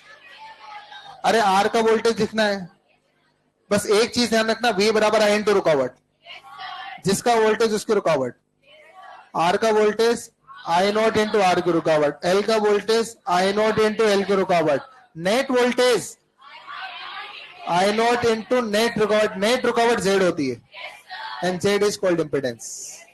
कितने बच्चों को बात समझ में आएगी? अच्छा जेड को क्या बोलेंगे? क्या जेड को इम्पिडेंस बोलेंगे? अच्छा इन तीनों ट्राइंगल में I naught I naught I naught common है। अरे तीनों ट्राइंगल में आई नॉट कॉमन, ट्राइंगल की तीनों साइड में आई नॉट कॉमन है ना, हटा दो आई नॉट को। अब ध्यान से सुन लेना, आई नॉट को हटाने के बाद बताओ इस ट्राइंगल की तीनों साइड किसको बता रही है? तो इसको बोलते हैं इम्पिडेंस ट्राइंगल, इसको वोल्टेज ट्राइंगल और इसको इम्पिडेंस ट्राइंगल। मजेदार बात, दोनों डायग्राम एक्जेक्टली सेम होता, इसकी तीनों साइड वोल्टेज बता रही है, इसकी तीनों साइड इम्पिडेंस को, रुकावट को बता रही है। और एक और चीज, जहां जिसका वोल्टेज वहां उसकी रुकावट, ये साइड आर का वोल्टेज तो ये साइड आर की रुकावट, ये साइड एल का वोल्टेज तो ये एल की रुकावट, ये नेट वोल्टेज तो नेट की रुकावट। बोलो इस सर्किट में जेड कौन कौन लिखा सकता है? जल्दी बोलो जेड, क्या जेड लिखा सकते हैं? बोलो Z is equal to under root of R square plus X L square, और इस जेड का नाम क्या देंगे? इम्पीडेंस। अच्छा यूनिट क्या देंगे इसकी? अच्छा यूनिट इसकी ओम देंगे पक्का? चलो यहां तक कितने बच्चों को बात क्लियर हो चुकी? अरे क्या ये बात क्लियर हो चुकी? श्योर है आप लोग? पक्का? ठीक है चलो, इस पर आगे और भी बात करेंगे आपको हो तो। अच्छा ये तो नहीं बात करें आगे इस पे? चलो देखो कर लें, ठीक है तो भाई आप कह रहे हो तो बात कर लेते हैं थोड़ी बहुत। लो इधर देख ले आप सब। अच्छा जेड को देख लेते हैं पहले तो, इस सर्किट में जो जेड है देखो फटाफट से क्या है। अच्छा जेड बोलो क्या लिखा अभी आपने? Under root of R square plus X L square, क्या ये लिखा? चलो देखते हैं, अब ध्यान से सुने आप लोग। सबसे पहले तो बात करते हैं at very low frequency, at very low frequency. अच्छा बहुत लो फ्रीक्वेंसी, बहुत कम फ्रीक्वेंसी की बात करते हैं। लो वेरी फ्रीक्वेंसी का मतलब, वेरी लो फ्रीक्वेंसी का मतलब एफ इज नियरली जीरो। अच्छा बताओ फ्रीक्वेंसी कुछ भी हो, आर को तो फर्क ही नहीं पड़ता, आर को फ्रीक्वेंसी से फर्क नहीं पड़ता है। अच्छा एक्सेल को पड़ता है, कम फ्रीक्वेंसी कम एक्सेल, ज्यादा फ्रीक्वेंसी ज्यादा X L, nearly zero frequency nearly zero X L. तो बताइए अच्छा एट वेरी लो फ्रीक्वेंसी, तो बोलो एक्सेल वेरी लो, मैं लिख देता हूं क्यों very low, 2 pi f L. अरे यही होता है ना, एफ इज वेरी लो तो बोलो this X L is very low. अच्छा एक बात बताओ यार, आर और एक्सेल में ये बहुत छोटा है, और बहुत छोटा है तो क्या करें? छोड़ दो, छोटा है तो क्यों परेशान करते हो उसको? तो एक्सेल को छोड़ दे क्या बोलो? अच्छा हाँ, अरे ये छोटी नहीं है, अरे एक्सेल बहुत छोटा है, एक्सेल बहुत छोटा है तो एक्सेल को हाँ परेशान नहीं करना बिल्कुल भी। तो एक्सेल को परेशान नहीं करेंगे तो बोलो कौन रह गया? आर। तो बोलो उस केस में जेड इज नियरली आर। तो याद रखना जब बहुत लो फ्रीक्वेंसी होती है ना, तो इस सर्किट की रुकावट को आर की रुकावट के बराबर लिखा जा सकता है, लेकिन हमेशा नहीं, जब फ्रीक्वेंसी बहुत छोटी है। चलो फ्रीक्वेंसी बहुत बड़ी हो तो क्या करेंगे? क्यों तुक्का मार रहे हो? At very low frequency, at very high frequency. अच्छा बहुत हाई फ्रीक्वेंसी पर बात करते हैं, ठीक है ना, बात करें हाई फ्रीक्वेंसी पर। अच्छा बहुत हाई फ्रीक्वेंसी होगी तो एफ मतलब इनफाइनाइट के जैसा, मतलब बहुत बड़ा हो जाएगा। अच्छा एक्स अगर बहुत बड़ा हो, एफ अगर बहुत बड़ा हो गया तो बोलो एक्सएल वेरी हाई। अरे एक्सएल बहुत हाई हो गया ना, बताओ अगर एक्सएल बहुत, ये बहुत बड़ा है आज, ये बहुत छोटा है, किसको इग्नोर मारना है, बड़े को कि छोटे को? छोटे को इग्नोर, छोटे को छोड़ दो, बड़े को रख लो बस। हाँ बना, तो बोलो जेड इज नियरली एक्सएल। ये जो भी बात बोल रहा हूँ ना, कुछ भी टाइम पास नहीं चल रही है, ये पहले तो क्लियर बोल देता हूँ मैं आपसे। जो भी बातें बोली जा रही है सब सोच समझ के बोली जा रही है, बहुत इंपॉर्टेंट बातें ही है, ठीक है? क्या करें? हाँ होगा ना, जेड, जेड कहाँ है? इनफाइनाइट नहीं होगा, टेंस टू इनफाइनाइट होगा, मतलब बहुत लार्ज होगा। इनफाइनाइट दुनिया में कुछ होता ही नहीं है, लार्ज होता है ना, तो ये लार्ज हो जाएगा, ठीक है? और ये एक्सेल के नियर बाय हो जाएगा। क्या ये बात समझ में आ रही है आपको? तो बताओ लो फ्रीक्वेंसी पर जेड आर के बराबर, हाई फ्रीक्वेंसी पर जेड एक्सेल के बराबर। ये कितने बच्चों के बात समझ में आती है? चलो ये तो अपने को समझ में आ गया कि यहां पर जो है ना, ये वोल्टेज करंट को लीड करता है। वोल्टेज किसको लीड करता है? करंट को। कितना लीड करता है क्या निकाल सकते हैं क्या? कौन को निकाल सकते हैं कितना लीड करता है? मतलब बेसिकली मुझे फाई निकालना है, मुझे बेसिकली क्या निकालना है? फाई, मतलब फेज डिफरेंस निकालना है। क्या बोलो, फेज डिफरेंस निकाल के दे सकते हो? अच्छा देखो, फेज डिफरेंस अगर निकालना है तो ध्यान से सुनो, आपके पास देखो दो ट्रायंगल है, एक तो वोल्टेज ट्रायंगल, ये साइड किसको बता रही है? आर का वोल्टेज, एल का वोल्टेज, नेट वोल्टेज, ये फाई है। और मेरे पास एक इम्पिडेंस ट्रायंगल भी है, ये आर की रुकावट, अरे अरे अरे उल्टा बन गया, तो इधर देखो आप, ये वाला, ये किसका? आर की रुकावट, एल की रुकावट, नेट रुकावट, और ये फाई। क्या बोलो, मैं फाई दोनों ट्रायंगल से निकाल सकता हूं? देखो चलो एक बार आ जाओ, टेन फाई निकालते हैं पहले। तो टेन फाई क्या हो जाएगा? वी नॉट अपॉन में एल अपॉन में V O R, perpendicular upon में बेस, हो गया ना? अच्छा अगर इस वाले से बात करूं तो एक्सएल अपॉन में आर। क्या बोलो, क्या टेन फाई से निकाल देंगे? और टेन फाई निकाल दे तो phi is equal to tan inverse XL by R. Phi बराबर tan inverse XL by R, या फाई बराबर tan inverse V O L by V O R. अब ये सारे फॉर्मूला याद होने चाहिए आपको, पता है? और एक भी याद नहीं करवाऊंगा मैं आपको, जैसे पिछली क्लास में पूरा आरएलसी की गणित समझाई थी ना, और डायरेक्ट याद कराते तो वैसे भी डायरेक्ट याद करा देगा, लेकिन एक बार फॉर्मेलिटी के लिए लिखना पड़ता है, वो लिखने जा रहे हैं बस हम लोग, है ना? अच्छा और भी देखें आप लोग, और बात करें इस पर, श्योर है आप लोग? चले, अच्छा पावर फैक्टर की बात करते हैं। बोलो पावर फैक्टर क्या होता है? हाँ जल्दी बोलो, पावर फैक्टर क्या होता है? क्या पावर फैक्टर बोलो कॉस फाई होता है? हाँ कॉस फाई अगर देखोगे तो बेस अपॉन हाइपोटेनस, तो बोलो वी ओ आर अपॉन में वी ओ, बोलो ये हो जाएगा, या इसको आप लिख सकते हो आर अपॉन में जेड। और देखो बहुत ही आसान है, आपने अगर 10 फाई लिखा तो जहां जिसका वोल्टेज वहां उसकी रुकावट, देखो एल का वोल्टेज बटा एल की रुकावट, सॉरी ये एल का वोल्टेज बटा आर का वोल्टेज, तो ये एल की रुकावट बटा आर का voltage upon net voltage, R की रुकावट अपॉन नेट रुकावट। देखो यहां पे भी देखो आप लोग, नेट वोल्टेज आर का वोल्टेज एल का वोल्टेज, नेट रुकावट आर की रुकावट एल की रुकावट। क्या बात समझ आ रही है? तो सिंपल सी बात ध्यान रखो, अगर आपने फेजर डायग्राम बना लिया ना, इधर देखो आप लोग, अगर आपने चैप्टर में फेजर डायग्राम बना लिया, आप सारे फॉर्मूला बड़े आराम से लिख दोगे। देखना इधर कैसे, बस आपको तो याद रखना है, आपका सर्किट क्या है? आरएल, आरएल सर्किट है ना। सबसे पहले तो इधर बना लो करंट को, आर वी के साथ एल पाई बाई 2 आगे, और ये नेट वोल्टेज हो गया। और बोलो क्या पाइथागोरस हो जाएगा? बोलो क्या हो जाएगा? V R square plus V L square. अगर ये फॉर्मूला आपके पास आ गया तो बताओ वोल्टेज का फॉर्मूला आ गया तो जेड का फॉर्मूला भी आ जाएगा। ये नेट वोल्टेज तो जेड रुकावट, आर का वोल्टेज आर की रुकावट, एल का वोल्टेज एल की रुकावट। क्या इस ट्रायंगल को देख के क्या फाई लिख सकते हो? टेन फाई बराबर वी एल अपॉन में वी आर, या एक्स एल अपॉन में आर। बोलो क्या कोस फाई भी लिख सकते हैं? Base upon hypotenuse. सारे फॉर्मूला बड़े आराम से लिख सकते हैं, आपको तो बस फेजर डायग्राम बनाना आना चाहिए। क्या बनाना चाहिए? और अगर फेजर डायग्राम बनाना आता है तो क्या बहुत इजीली सारे फॉर्मूला लिख सकते हैं आप लोग। चलो एक और थोड़ा सा काम करते हैं, यहाँ पर अपन यहाँ ग्राफ बनाना चाह रहा हूं मैं जेड और एफ में। किस किस में ग्राफ बनाना चाह रहा हूं यार? ये कुछ ऐसा होता है ना, इसको यहाँ कट करके नीचे डाल देता मैं, नहीं है तो अब अपने पास क्या करें,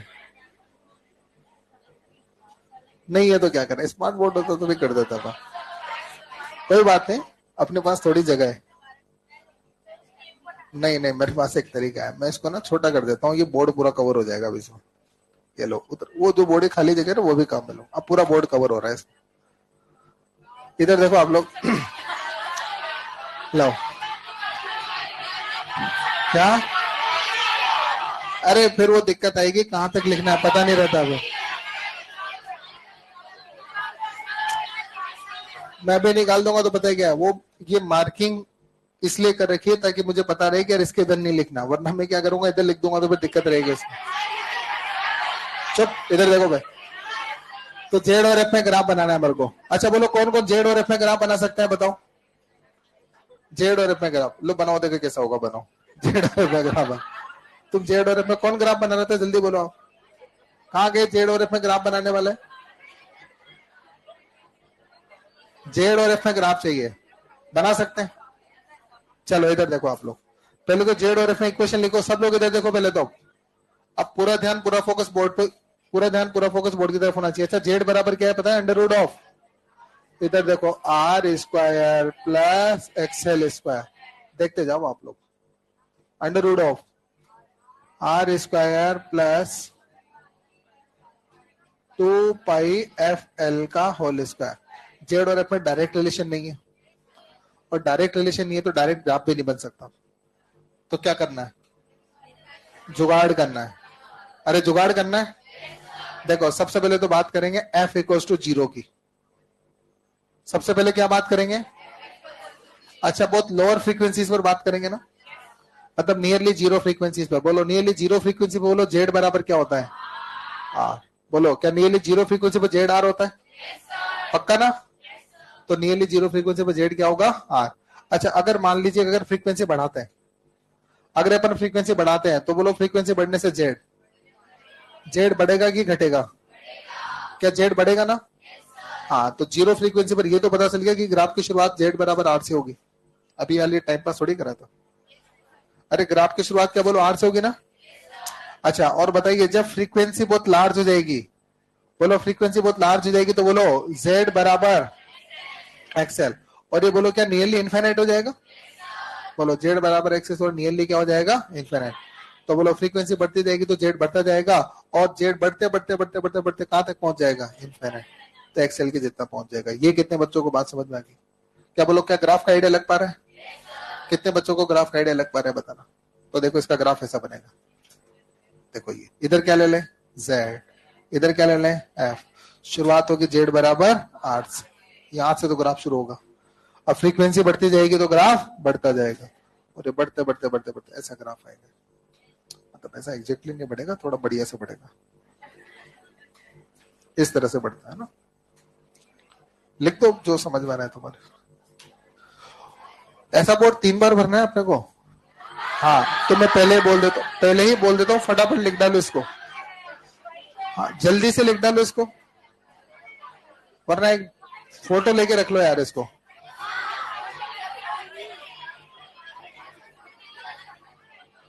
हाँ लिखो, कोई डाउट आउट है किसी को, किसी को डाउट हो तो बोलो,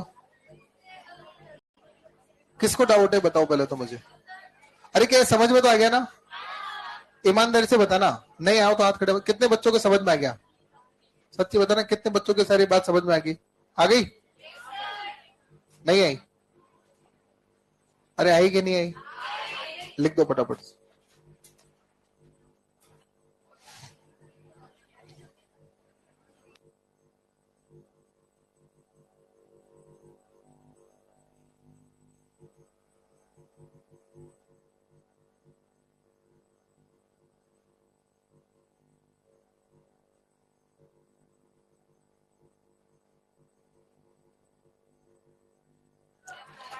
अगर आप लोग मैथमेटिक्स के होता ना तो एक ग्राफ याद है मैं किस तरह से बताता, बताऊं क्या, अगर आप मैथमेटिक्स के होते तो, नहीं बताऊं, देखो ये ग्राफ मैं इस तरह से बताता।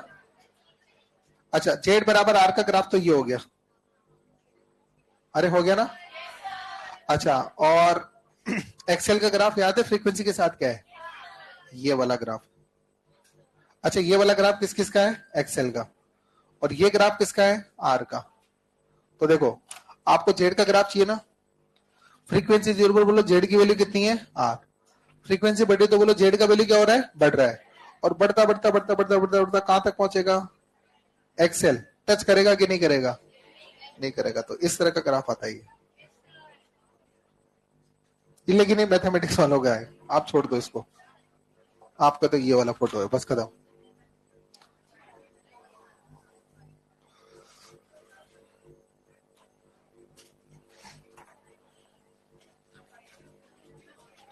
अच्छा, मैं एक बात बोल देता हूँ चैप्टर के बारे में। अब तक मैंने मॉड्यूल 4-5 में जो भी चैप्टर आपको पढ़ाए हैं, सबसे बढ़िया मैथमेटिक्स इस चैप्टर में रहेगी। इजी सबसे है, लेकिन ये सबसे ज्यादा इजी है। लेकिन वही है कि अगर आपने इस चैप्टर को समझ लिया, आपको टफ लग रहा है, मजाक मत करो। चलो, मैं अदर चैप्टर से कंपेयर करवाता हूँ एक बार। कितने बच्चों के चैप्टर अदर चैप्टर से टफ लग रहा है? ईमानदारी से बताना। जैसा जिसको लग रहा है वैसा हाथ खड़े करो। तो आज ही क्लास में आएगी, तेरे को क्या टफ लग रहा होगा? ये इजी कहां से लगेगा? इसके पहले कितनी क्लास अटेंड करी इस चैप्टर की? नहीं करी, एक भी अटेंड नहीं करी। उस दिन तो मोमोज खा रही थी, उस दिन ध्यान था ही नहीं तेरा। वो तुम्हें कह रहे थे ना स्मेल आ रही है। अब तो वो अचार वाली कौन बोला था अचार की स्मेल आ रही है? अच्छा, वो तो गायब हो गई आज। वो कहां चली गई आज? बीमार हो गई? अरे वो वहां बैठी थी ना, वो स्मेल आ रही थी उसको अचार की।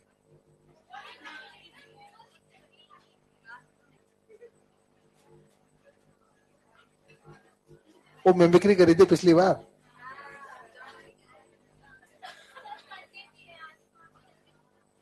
कोई फंडे वंडे नहीं है।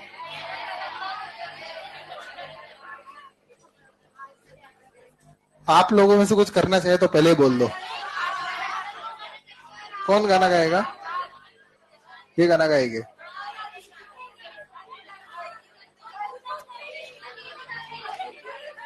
अबे तुम लोग सब एक दूसरे के ऊपर कर रहे हो। कोई अपनी इच्छा से आना चाहे तो बताओ।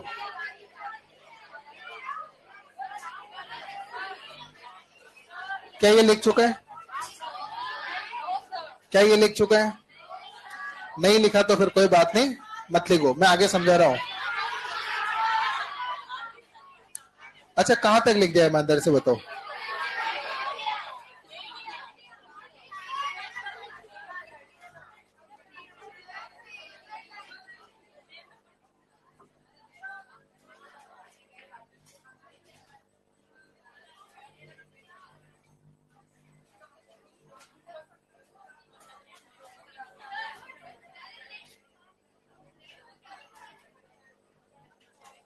कहां पर? जेड को कहां पर?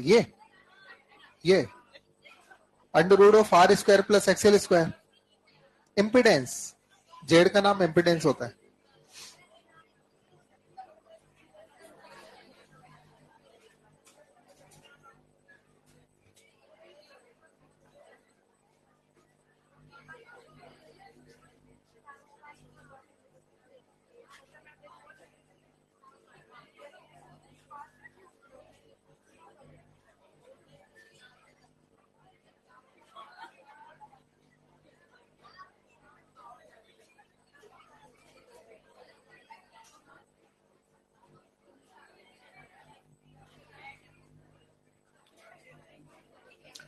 चलिए बेटा, अगला समझा रहा हूं मैं। Series RC circuit.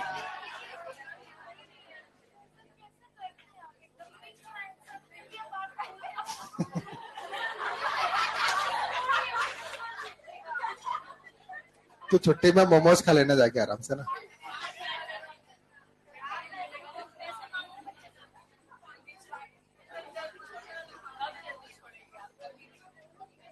तो जल्दी क्यों छोड़ूंगा मैं?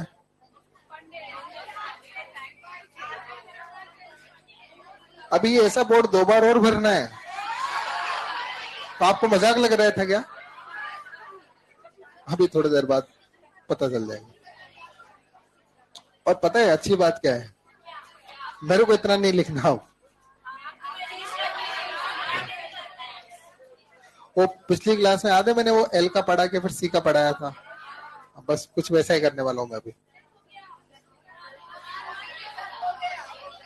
कोई बात नहीं, मैं पूछ लेता हूँ कितने बच्चों से ये सारा लिख चुका है, कितने बच्चों से नहीं लिखा है। उल्टे बात करते हैं, लिखो आराम से, कोई जल्दबाजी नहीं।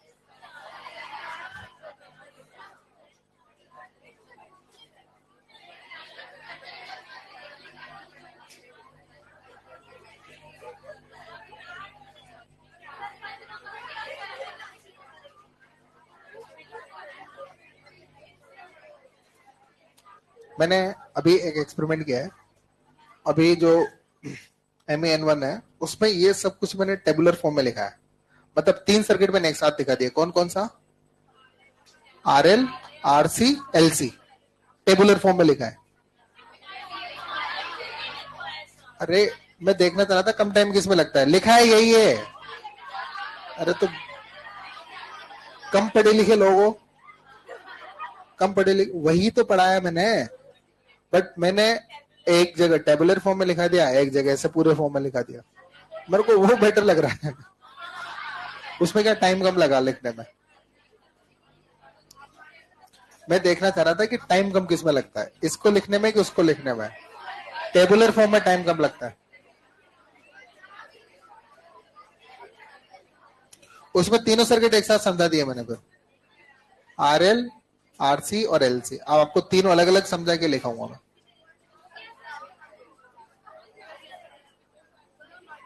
चलो तो लिखें, अब इसमें आगे करें, क्या करें तुम्हारा यार।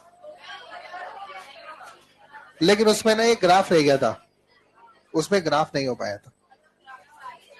ग्राफ के अलावा सारे पॉइंट हो गए थे, 3 हो गया, RL का, RC का और LC का। आपके तो भी सिर्फ RL ही पूरा हुआ यार, 15 मिनट है लेकिन अपने पास। RC तो बहुत इजीली पूरा कर देंगे। हो गया, पूरा हो गया पक्का? कितने बच्चों का नहीं हुआ हाथ खड़े करो।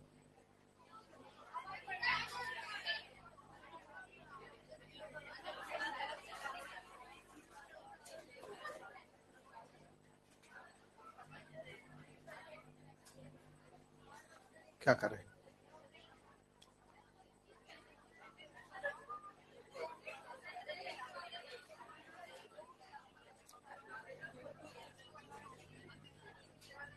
तुम लोग सच में धीरे लिखते हो यार।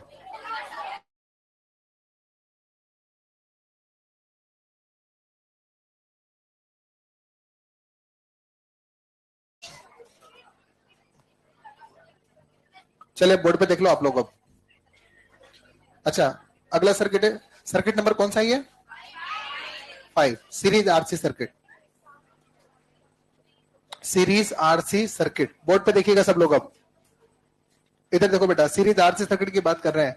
अच्छा देखो R और C ये दोनों सीरीज में, आपने यहां पर वापस से सीरीज का मामला है तो आपने क्या मान लिया, सर्किट का एज्यूम कर लिया और V के इक्वेशन में लिख दूंगा। तो बोलो C के वोल्टेज को क्या लिख दूं मैं? VC। अच्छा बोलो R का वोल्टेज का इक्वेशन तो सेम ही रहेगा। अच्छा C के वोल्टेज की इक्वेशन कौन कौन लिखा देगा, जल्दी बोलो। C के वोल्टेज की इक्वेशन बोलो क्या होगा? I naught into XC, I naught into XC।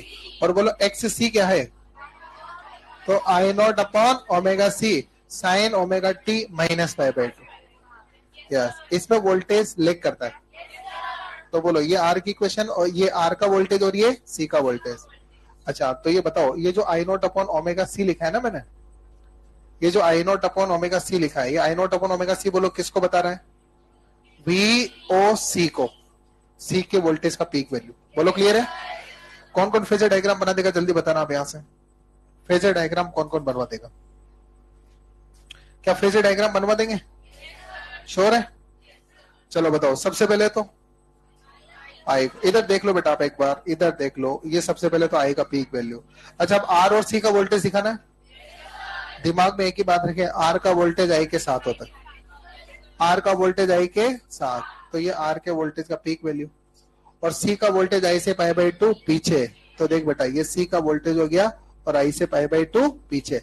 और ये पहले लोग ग्राम वेक्टर सम करके बोलो, ये नेट वोल्टेज आ गया ना, तो ये क्या आ गया? Net voltage. अच्छा बोलो नेट वोल्टेज आई को लीड कर रहा है कि लेग कर रहा है? नेट वोल्टेज आई को लैग कर रहा है। क्या ये बात क्लियर है? यहाँ पर कुछ और लिखा था क्या? देखो देखो, कुछ मैंने मिस तो नहीं कर दिया, कुछ और लिख रहा था क्या यहाँ पर? नहीं लिख रहा था ना, डायग्राम छोटा बना दिया फिर मैंने।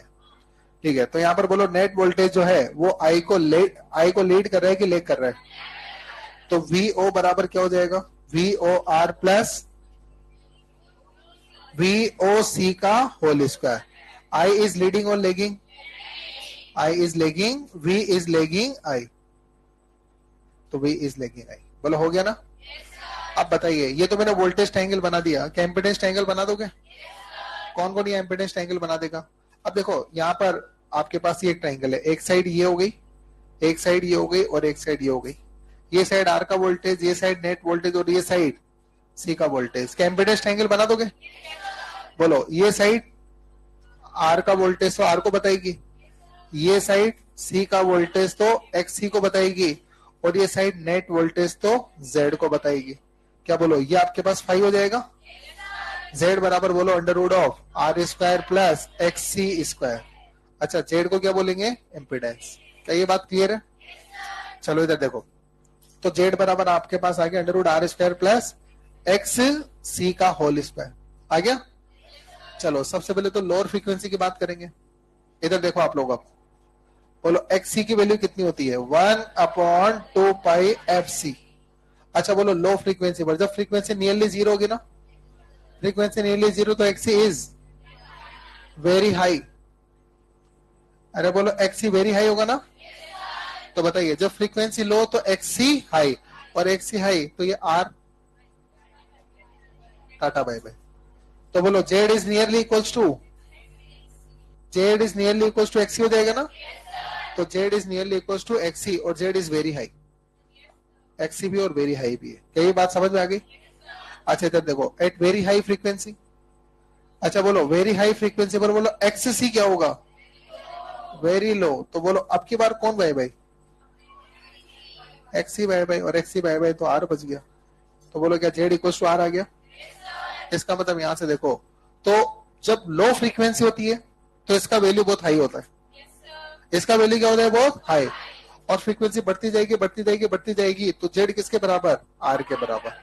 मतलब फ्रीक्वेंसी बढ़ने के साथ जेड बढ़ रहा है कि घट रहा है? जेड बढ़ रहा है कि घट रहा है? अरे जेड का डिक्रीज हो रहा है ना, फ्रीक्वेंसी बढ़ने के साथ जेड क्या हो रहा है? डिक्रीज। और जेड डिक्रीज होते होते कितना आ जाएगा? आर। क्या ये बात समझ में आ चुकी है? अच्छा इधर देखो, यहाँ पर अगर ये डायग्राम अपन बनाए तो ये डायग्राम बना के दे सकते हो? देखो बेटा, किस तरह से बनेगा वो देखना जरा आप एक बार। अच्छा बोलो, इधर किसका वोल्टेज है? आर का। इधर किसका? सी का। और इधर किसका? नेट। क्या बोलो, ये 5 हो गया ना? अच्छा, इधर किसकी रुकावट? आर की। इधर किसकी रुकावट? ये छोटा लिखा है क्या मैंने? पीछे वालों बताओ, बड़ा करके लिखना है क्या इसको? बड़ा करके लिखे। देखो, ये किसका वोल्टेज? आर का। ये किसका वोल्टेज? सी का। और ये किसका वोल्टेज? बोलो क्या? नेट। और बोलो क्या ये 5 हो गया ना? अच्छा इधर देखो आप, ये किसकी रुकावट? ये किसकी रुकावट? अरे बोलो सी की हो जाएगी ना, एक्स सी। और ये किसकी रुकावट? नहीं। और बोलो क्या ये 5 हो जाएगा? बोलो 10 5 बराबर क्या होगा? वी ओ सी बटा वी ओ आर। सी की रुकावट X C divide by R. अच्छा क्या ये तो वापस सेम हो जाएगा? बोलो आपके पास जेड और एफ में ग्राफ कौन कौन बना देगा? जल्दी बताओ, क्या जेड और एफ में ग्राफ बना दोगे? बोलो, जेड बराबर are square plus X C का स्क्वायर। अब ये थोड़ा अलग जाएगा, बोलो ये हो जाएगा 1/2 पाई एफ सी का होल स्क्वायर। क्या बोलो यही होगा ना? अच्छा बोलो, जब फ्रीक्वेंसी जीरो है तो? जब फ्रीक्वेंसी जीरो है तो बताओ। अरे जब फ्रीक्वेंसी जीरो होगी ना, तो बोलो ये किसके बराबर है? एक्स सी के। बोलो एक्स सी के बराबर। और बोलो इसकी वैल्यू नियरली इनफाइनाइट। अरे होगी ना? तो जब फ्रीक्वेंसी जीरो होगी तो ये जेड एक्स सी के बराबर और इसकी वैल्यू नियरली इनफाइनाइट। फ्रीक्वेंसी बढ़ेगी, जेड घटेगा। और जब फ्रीक्वेंसी इनफाइनाइट तो जेड किसके बराबर? आर के बराबर। बोलो कौन कौन इस जानकारी के आधार पर ग्राफ बना के दे सकता है मेरे को? क्या ग्राफ बना के दे सकते हैं? देखो आप लोग, अच्छा ये लाइन तो बता रही है जेड बराबर आर को। देखो ये लाइन किसको बता रही है? जेड बराबर आर को। अच्छा बताओ जीरो फ्रीक्वेंसी पर जेड क्या लोगे? इनफाइनाइट। उसके बाद फ्रीक्वेंसी बढ़े तो बोलो जेड की वैल्यू घट रही है, और जेड की वैल्यू घटते घटते कहां तक? आर तक, ये आर की लाइन। लेकिन टच करानी है क्या इसको? क्यों नहीं करानी? और इनफाइनाइट कभी नहीं आता तो टच नहीं कभी नहीं करता। क्या कुछ ऐसा ग्राफ बन जाएगा ना? लिख दो।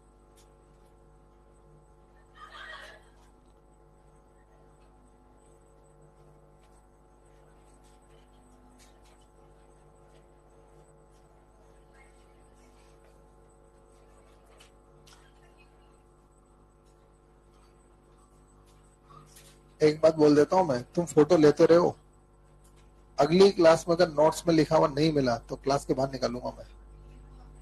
नहीं मैं अभी की नहीं कह रहा, अगर मेरे को नोटबुक चेक करी और नोटबुक में लिखा हुआ नहीं मिला तो क्लास के बाहर निकालूंगा सीधा।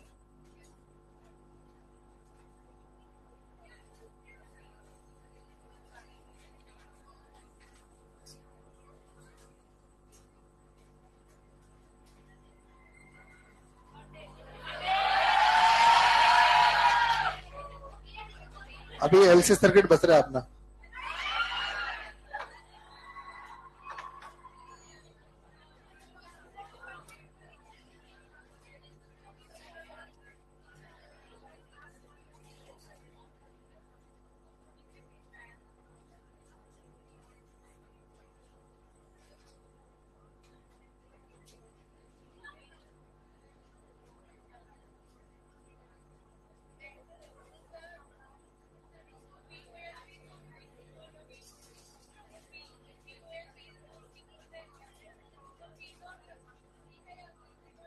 पीक वोल्टेज है ना, क्योंकि फेजर डायग्राम में जो लिखा रहता है वो पीक वोल्टेज होता है मुझे। अब जो भी बोल लो यार, कुछ भी बोल, मतलब कुल मिला के सिंबल कुछ भी रखो, वो आर का पीक वोल्टेज है और एक सी का पीक वोल्टेज है।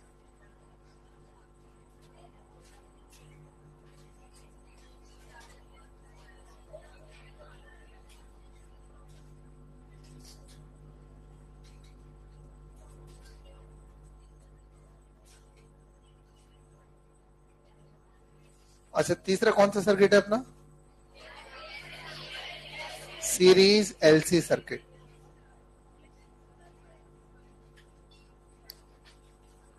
अभी पढ़ेंगे, कल क्यों पढ़ेंगे अभी?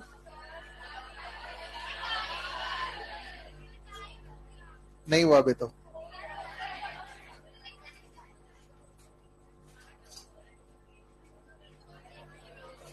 कोई बात नहीं, जिनको घर जाना है वो घर चले जाओ, और जिनको एलसी सर्किट पढ़ना है वो रुक जाओ।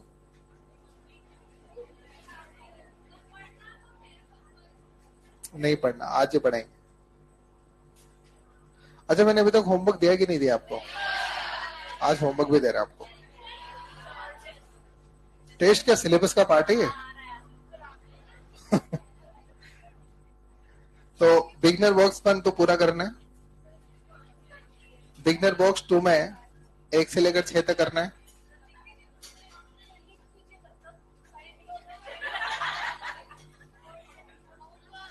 अरे आप लोग लिख लो यार इसको। बिगनर बॉक्स 1 पूरा करना है। अरे कोई बात नहीं, बिगनर बॉक्स 1 पूरा करना है, लिखो पहले तो। बिगनर बॉक्स 2 में क्वेश्चन नंबर 1 to 6, एक्सरसाइज 1 में 1 to 12, उसके बाद 15, 1 to 12 तक तो हो गया, फिर 15, 24, 27, 29, 15, 24, 25, आज 25 पे भी जुड़ गया है ना। 15, 24, 25, 27, 29, 33, 39। Exercise number 2,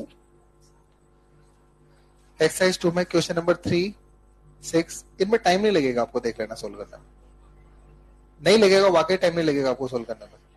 3, 6, 8, 14, 17, 18.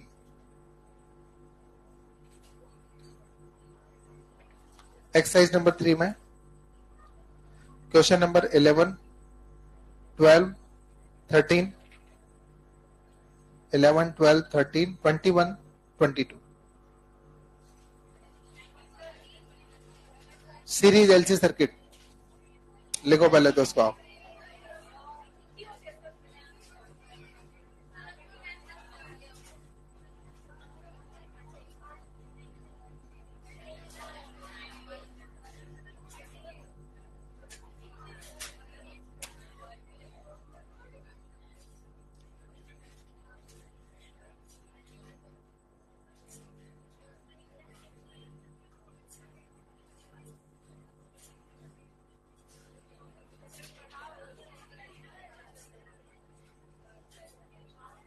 नहीं